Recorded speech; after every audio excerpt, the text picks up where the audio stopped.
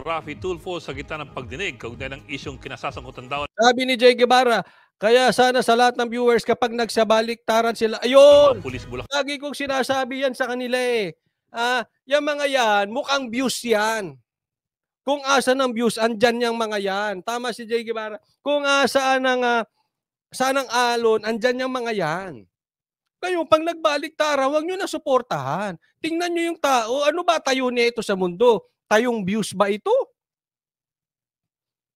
Tayo, ano ba to? Vlogger o recruiter? Kasi magkaiba po ang vlogger tsaka recruiter, ha? Oh, ano ba ito? Huwag niyong paniniwalaan ang isang vlogger kahit na po binabanatan niya yung yung galit kang politiko. Hindi po. Kasi the moment na bumaliktad ulit ang sitwasyon, lilipat din yan. Walang karakter yan. Kaya paulit-ulit. Halimbawa, isang vlogger, binabanatan si ganito. Gusto mong banatan siya. Wag. Tingnan mo muna, palipat-lipat ba yan? Pag palipat-lipat, duda ka na. Huwag kang maniniwala sa istulong gano'n. Saglit lang yan sa'yo. Pagka meron nakitang pera yan, lipat ulit yan. Guaranteed po yan, ganyan yung mga mukhang pera na yan. Nainsulto naman si Senator Bato de la Rosa sa inasal ng kapwa senador. Nasa frontline ng balitang yan si Mian Los Baños.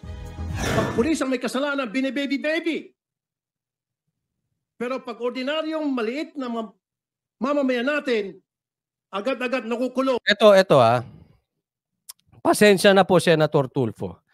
Aminin ko sa inyo, hindi ko po napanood yung buong hearing.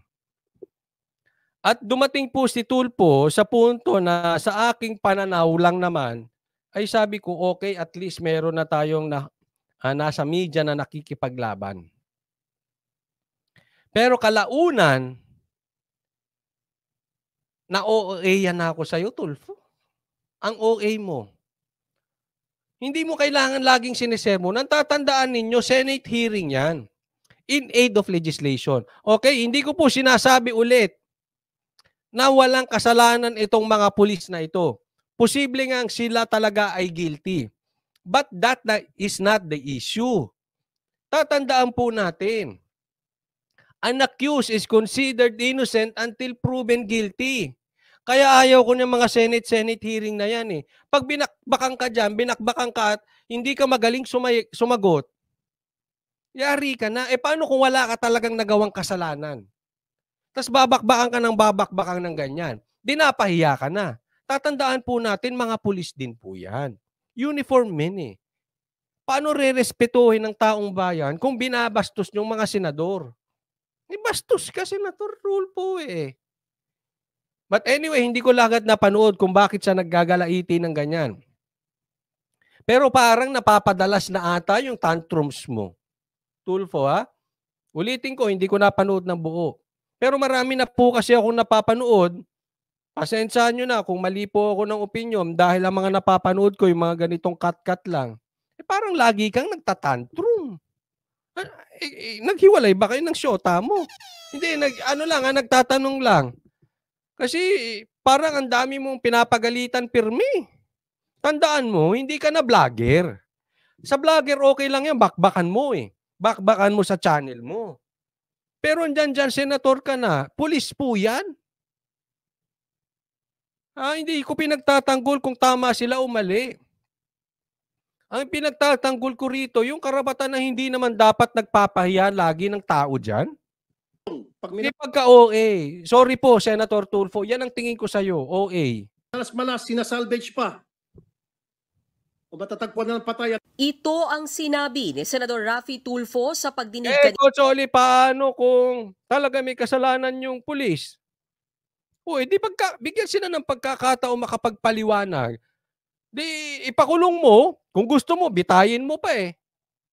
Yan yung lagi ko sinasabi. Pero pag sa Senate hearing, wala naman kayong karapatang humusga kung sino tama o mali. In aid of legislation lang yan. Tapos sisermonan nyo. Ano yan? ng Senate Committee on Dangerous Drugs. Kaugnay ito sa isang operasyon sa Bulacan kung saan nakasuot daw ng bonnet, hindi nakauniforme at walang search warrant ang mga pulis noong isang taon. Subukan nyo gawin nyo sa mga bahay ng mga mayaman. Hindi. Ito na naman tayo sa pobre. Baka naratat na kayo. Nagagawa nyo yun sapagkat alam nyo walang kalaban-laban mga yan. Lalo pang nag-init ang ulo ng senador sa hindi Ulitin na hindi ko pinagtatanggol yung pulis. Yung sistema po lagi ni Tulfo ng ganyan na ultimo si Bato, babarahin niya. Hindi po maganda sa... magkakatugmang salaysay ng mga ipinatawag na pulis kaugnay ng search warrant. Ngayon, galing sa bibig mo, walang warrant at covert operation. Hindi kayo tumutugma-tugma. Dito may kita, Mr. Chair, na napakasinungaling kasama na si PD, Chief of Police at itong tatlong alipores nila. You see, Colonel, you're a bad example of the PNP. Tinulungan din siya ni Senate Committee on Public Order Chairman Bato de la Rosa sa muling pagkumpirma sa mga pulis kung talaga bang Correct, kaya si Pastor ayaw humarap sa Senado eh. Kung gaganyanin, halimbawa, wala ka talagang ginawang kasalanan, hindi ka guilty, tas gaganyanin ka lang senador. Ipapahiya ka. Televised. Kaya nga ako, dapat wag ng televised eh. Alam mo yung nagsusuntukan, naghahamunan, kakaawat nyo ng kakaawat, lalo nagsusuntukan. Ilagay mo yan sa isang kwarto, tingnan ko kung magsuntukan yan. Ganyan din gawin nyo dyan. Kakalakas ng boses, kasi may camera. Alasin mo ng camera yan. Baka karamihan sa kanila absent. Real talk. Di ba? Ang dami nag-absent. Hindi ko sinasabi si Tulfo ha. Alisan mo ng camera, tingnan ko kung may magsisisigaw dyan. Minsan OA kasi mga tao pagka lalo na pag vlogger. Ang vlogger pag nakita ng camera eh. Natulad ko. Di ba? Alam nyo naman kung saan galing to si Tulfo eh. Kaya yung karakas nito, alam natin yung mga ganyang pautot. lehitimo ang operasyon o hindi. Klaruhin natin, covered ng warrant yung Yes, subject na hinahanap nila. Yes, Oh. sir. Hindi lang na bit-bit yung papel. Yes, Oh. sir. Oh, Hindi lang bit-bit, pero may warrant. Tingnan mo, sagot ni Tulfo. Pero tingin ni Tulfo, tila binibibi ng dating PNP chief ang mga sangkot na pulis. Ngayon sinabi mo walang warrant, pero nung i-baby ka, sabi mo, klaruhin ko lang, Sir Tutulpa, hindi ko binibaby itong mga... Tingnan mo, bunganga nito si Tulfo, no? Alam mo, Tulfo, konti ka na lang. Ha? Subukan mong banggain ng Oakwood para ka na si Trillanes. Parti kapwa senador, binabastos. Pagkatas kay baby, bastos ang bunganga nito si Senator Tulfo. Senador din yung katabi mo, hindi mo yan staff ha. Kasi minsan, ito si Senator Tulfo, pag umasta, parang lahat ng nasa paligid niya, staff niya. Ha? Ano ka ba? Idol mo ba si Trillanes? Magkakatrililing ka nun. Pag sinundan mo yapak ni Trililing, lahat na lang inaaway, pati senador, inaaway. Ay wala ka, lahat aawayin mo. Mamaya inaaway mo na rin ng Duterte. Trililing ka na talaga. Trililing kalalabasan mo niyan, Senator Tulfo. tao na ito, ha? Kahit na mga dati ko itong mga tauhan, alam mo na, nakita mo naman kung ako Ay tama, sabi. Mag-temper management ka muna, Tulfo. Huwag kang laging galit. Ha? Hindi ka na vlogger, Brad. Ano ba? Tandaan mo, you act your position. Senador ka eh. Respeto mo rin yung ibang senador. Ito ka, mas taas na vlogger pa rin eh. Alam mo yung vlogger na nagpapataas ng views. hindi na ako gagalit dito sa kalukuhan nila. Ako lang, I'm just trying to explain. Maya-maya pa, hindi na nakayanan ni Tulfo ang pagkadismaya. hindi na naman tumutugma. Ang daming hindi pagtutugma-tugma. Alis na lang ako rito. Hindi ko matiis. Nakikita ko na parang itong mga pulis Tinan nyo reaction ni Robin Padilla, ha? Kanina wala si Robin eh, ha? Tinan nyo. rito. Hindi ko matiis. Nakikita ko na parang itong mga pulis pinagluloko. Sige. Subukan mong galawin si Bato. May kalalagyan ka sa akin. Tinan mo yung itsura ni Robin. Ha? Hindi, si Robin, totoong matapang yan, ha? Napanood ko yun eh. Ha? Nasa shooting yan, umalis. Pumunta sa basketball court. Sinuntok si Richard Gomez. Ang laki nun si Richard Gomez, ha? Sinuntok nito. Matapang talaga to si Robin. Hindi to pang pelikula. Oh, ha? Sige. Kantiin mo si Bato. Ha? Si Bato, pulis yan. Pero walang pulis-pulis. Ha? Walang baril-baril. Bagamat magaling sa baril to si Senator Robin, ha? Sabi niya siguro. Sige. Magkakasubukan tayo dito. I'm sorry, I have to walk out. Hindi ko kaya to. Relax, Robin. Wala. Kasi gumagalaw si Tulfo eh. Hindi ko kaya. Alis na lang ako. Bueno, baka sikuhin si Bato. Kasi pinagtatanggol ni Bato di umano yung pulis. Eh, baka bakbakan siya ni Tingnan mo, naka-ready si Robin, oh. Ipinagpatuloy ni Senador De La Rosa at Senador Robin Hindi niya iniiwan si Bato, oh. Matindi talaga. Nakaharap si Robin. Ha? Padilla ang pagdinig. Matapang to si Robin. Wag. Natatandaan natin, si Robin, simpleng mamamayan yan. Ha? Eh kung suntukan, di mo kaya yan. Eh kung barilan, di mo kaya. Eh baka pati botohan, di mo kaya yan. Huwag niyong kakalimutan. Sino bang number 1 sa pagkasenador? Si Robin ba? Pakicheck nga.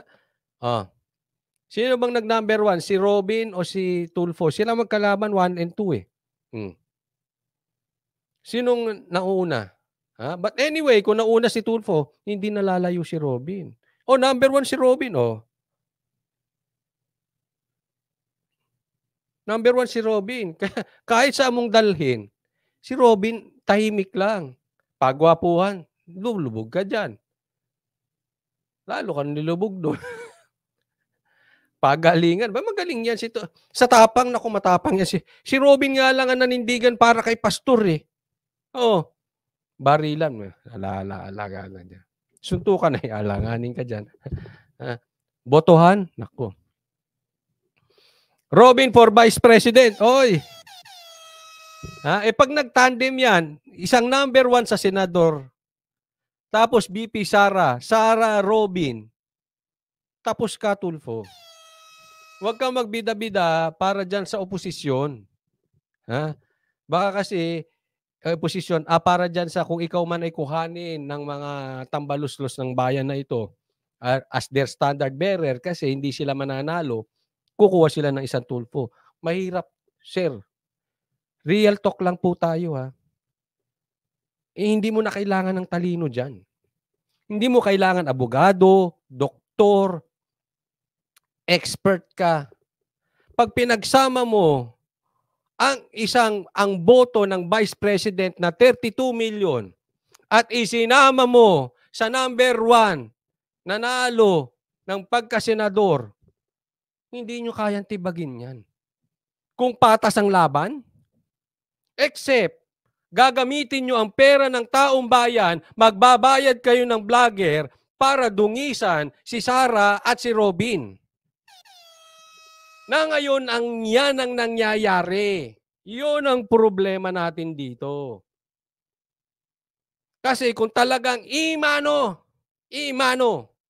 one-on-one, hindi kakayanin ni Tulfo si Sara. Lalo na kung ang kanyang running mate ay number 1 sa pagkasenador na si Robin. Hindi nyo kakayanin. Kahit saan dalhin nyo, hindi kayo mananalo. Hindi mo kailangan maging matalino para ma-analyze nyo yan. Hindi po. That is basic mathematics. 1 plus 1, winner. 1 plus 1, 100% winner. Parehas number 1 yan eh. Parehas. 32 million, wag niyo kakalimutan si Sara. Robin pa. Sino running mate ni Tulfo kung sakali? Si Tamba? Si Ontiveros? Ay, ewan ko sa inyo. Wala kayong panalo dyan. Kahit saan yung dalahin. Pagandahan, pagwapuhan. Tao ba rin kayo, Sara, Robin? Wala. Wala kayong panalo dyan. Kaya nga, they are busy. Kumukuha sila ng mga bobong vlogger para bakbakan ngayon pa lang. Tingnan nyo kabobobo mga kumuha naman kayo ng matatalino. Wala na ba kayong matatalinong vlogger dyan? Puro lata kinukuha. Wala ba kayong alasas? Yung mga ganun ba? Sus Mariosep naman kayo. Oh. Yan ang gagawin nila. Babakbakan nila hanggang 2028 kung aabot. Si Sara babakbakan at si Robin babakbakan. Dahil alam nila, yung dalawang yan, pag nag-tandem, tapos. Tapos, kunin nyo si Aimee. O, Tulfo, Aimee, kayo na lang magsama. Huwag nyo na isama sa atin si Aimee, please lang, ha? Huwag nyo nang maisama-sama pa si Aimee rito, pambihira kayo, ha? Ay, doon sa mga hindi ko pa po subscribers, paalala lang po, commercial, mag-subscribe po kayo. Ay, meron nakapasok dito, sabi niya. Gago ka. Pinagtatanggol mo, bobo senador.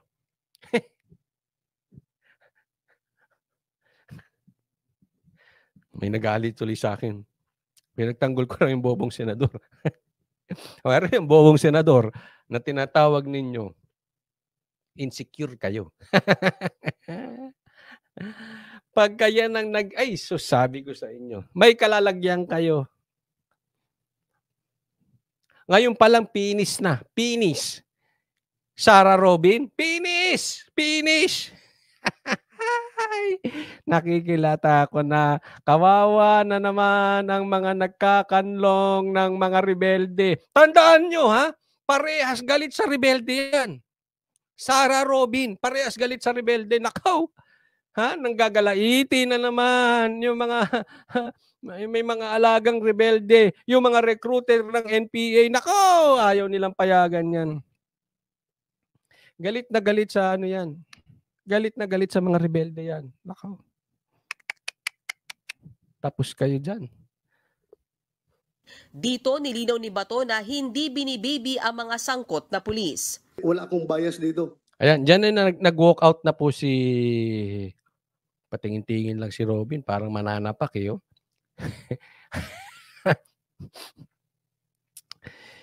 Diyan na po, nakapag-walk out na po si Senator Tulfo. Kanina, para siyang si Trillanes, ha? Nang babastos na ng kapwa senador. O, ngayon, para na siyang si Mike Abe. Nag-walk out. Senator Bato, matanong ko, nagdabog ba si Tulfo? Nagdabog ba si Tulfo?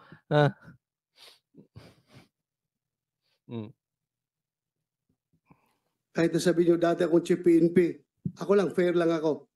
Ayaw kong ma-accuse ako na binibaby ko kayo. Hindi niya raw matanggap ang akusasyon ni Tulfo at nainsulto sa walkout. Hindi ko lang matanggap-tanggap, for the record, na kayo ay pinagmumura dito. Ha? Ayaw na. Ito, hindi ko pinagtatagol. Binabanatan ko rin to si Senator Bato. Pero naunawaan ko siya bilang PNP chief. Hindi naman dapat binabastos ang pulis. Kung may kasalanan, ikulong. Kung gusto nyo, habang buhay nyong ikulong. Basta yan ang sabi ng batas, ikulong. Pero hindi naman dapat ginaganyan. Kasi paano kung wala naman palang kasalanan? Yun ang issue kasi dyan eh. Pag ikaw napag-initan, nailagay ka dyan, tapos ang sumalubong sa'yo si Tulfo, wala kang kasalanan, masakit yun. Di bali kung may kasalanan ka, okay lang eh. You deserve it. Pero kung wala kang kasalanan, kaya ako, I side with Senator Bato dito, ha? Again, hindi ko siya kinakampihan. Ayaw ko mumurahin yung taong naka-uniforme, mumurahin, wawalang hiyain. Tama. But the most insulting action is for that kasama mo dito, mag-walk out, walk-outan ka. Hindi na bumalik sa Bastos eh. Ano bang tingin ni walk-outan mo yan? Ano bang tingin ni Tulfo yung mga tao dyan? Kahit ako ma-insulto, kung ako kay Robin, kay Bato, ma-walk. Ano ba tingin mo sa amin? Staff mo? Hello, Tulfo, hindi mo kami staff. Pag nag-walk out ka sa nangyayari dyan, tatandaan nyo to, ha? Hindi dahil sa galit mo sa pulis. Halimbawa kami, Banateros, nag-away-away kami sa harap ni Tatay Digong. Yun ay hindi kabastusan ko kay Banat Bay at kay Boss Dada kasi inaway ko sila. kabastusan yun dahil nasa harap kami ni Tatay Digong. Isipin mo, nag-away kaming tatlo sa harap ni Tatay Digong at saka ni Pastor Kibuloy. Kaya nga nung yung question and answer, di na kami nagsasalita kasi maraming gusto magtanong eh. Ayoko na makipagbara kasi siyempre, andyan sila eh. Di ba? Respeto. So, let's give them the respect they deserve. So, kahit mag-away-away kami, magbarahan kami nila Banat Baydon at nila Boss Dada TV, hindi sila binabastos ko. Ang binabastos ko doon si Tatay Digong at saka si Pastor Kibuloy. Huwag kang bastos, Senator Tulfo. Yung ginawa mong walkout ay hindi kabastusan sa mga pulis. Kabastusan niyang kila Bato. Andyan yung mga senador eh.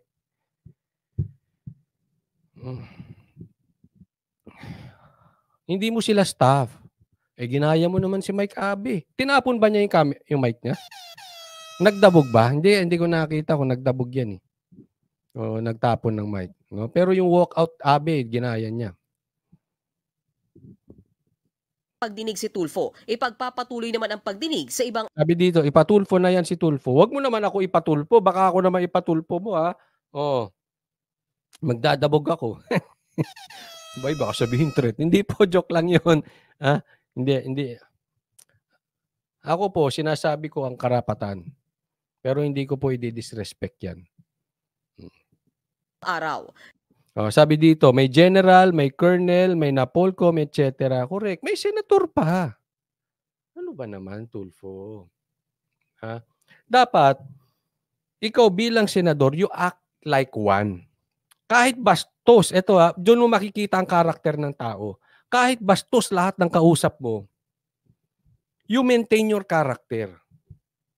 You maintain your position. Halimbawa, may kausap kang bastos. Ibig sabihin, bastos yun, magiging bastos ka na? Hindi. Wala kang karakter pag ganun ka. Dapat ikaw ang influential. So ikaw, maging magalang ka kahit bastos yung kausap mo. Nang sa ganun, sila ang ma-encourage gumaya sa'yo kaysa ikaw gumagaya sa kanila. Kasi pag sila gumaya sa'yo, influencer ka. Pero pag ikaw gumaya, ikaw ang na-influensyahan. So you maintain your character. Kahit bastos kausap mo, maging respeto ka. Kahit jologs yung kausap mo, umaarte ka na parang may tindig. Di ba? Huwag ka na pa. Hindi ka dapat ng ganun. Diba? You maintain your position. Huwag mong gagayahin. Halimbawa, lahat ng kasamahan mo dyan bastos, kailangan gumaya kang bastos. Hindi. Let them. Hindi bastos kayo. Ako, ito ko eh. Stand your ground.